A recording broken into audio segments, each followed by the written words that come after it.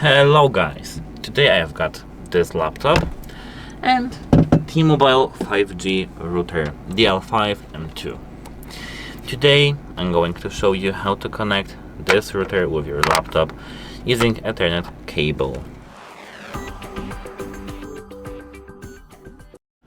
Take a look at the back of your T-Mobile router. Here I've got, as you can see, 4 Ethernet ports. Going into the first part of the cable, plug in there until you hear a click. Let me show you how to do it.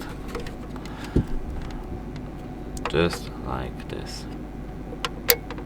Now your cable is plugged, and the second part of it you need to plug into the Ethernet port in your laptop.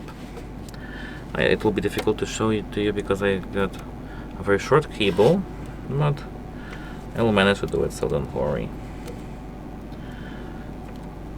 Okay, so here I've got the second part of the cable, and okay, so I'll place it like this.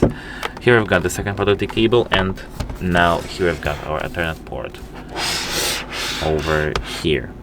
We need to plug this cable the same way, like this, and that's all we need to do. That's it. Goodbye.